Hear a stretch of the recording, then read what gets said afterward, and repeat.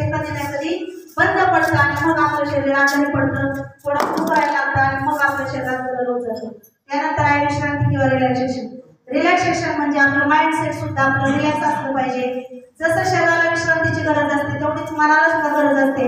मनाला विश्रांती कधी मिळेल? आपण जेव्हा शांत बसू, आरामात संगीत ऐकू, गाणी ऐकू, आपला छंद जोपासू, छान मस्तपैकी नाचू गाऊ, तेव्हा आपल्याला आनंद किंवा रिलॅक्स होत असतो आणि तेव्हा आपलं माइंडसेट पूर्ण दुसऱ्या कृती करण्यासाठी तयार होत असतो. त्यानंतर हेल्दी बॉडी. जर हेल्दी बॉडी असेल तर तुम्ही चांगल्या पद्धतीने काम करू शकता.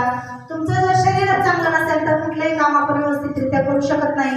त्यामुळं हेल्दी बॉडीमध्ये हेल्दी माइंडसेट असणं सुद्धा गरजेचं आहे. आणि ती हेल्दी बॉडी आपल्याला इथं बनवून मिळते किंवा तयार करून मिळते. तयार करून मिळण्यापेक्षा ती हेल्दी बॉडी तयार करण्यासाठी इथं मदत केली जाते.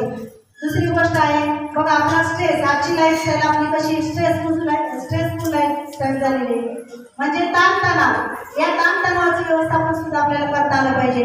हे ताणतणावाचं व्यवस्थापन आपण करत असताना जर तुम्ही शरीरासाठी 1 तास दिला, आनंदाने गाण्याच्या तालावर जर तुम्ही व्यायाम केला तर हा स्ट्रेस, हा ताणतणाव रिलीज होतो आणि आपलं शरीर, मन प्रसन्न होतं. आणि हे सकाळी सकाळी केल्यानंतर दिवसभर आपण जे काही काम करणार आहोत ते चांगल्या पद्धतीने काम करू शकतो.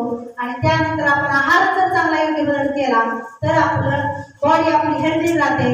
आता ताणतणाव आल्यानंतर बऱ्याच ठिकाणी अशा गोष्टी केल्या जातात ज्या चुकीच्या असतात, ज्या शरीरासाठी आवश्यक नसतात, त्या गोष्टी केल्या जातात आणि त्या गोष्टींमुळं आपलं शरीर बिघडत जातं ते सुधारण्याऐवजी. मग हे जर शरीर सुधारायचं असेल तर आपल्याला काय खाल्लं पाहिजे? पुढच्या स्लाइडमध्ये आपल्याला दिसेल.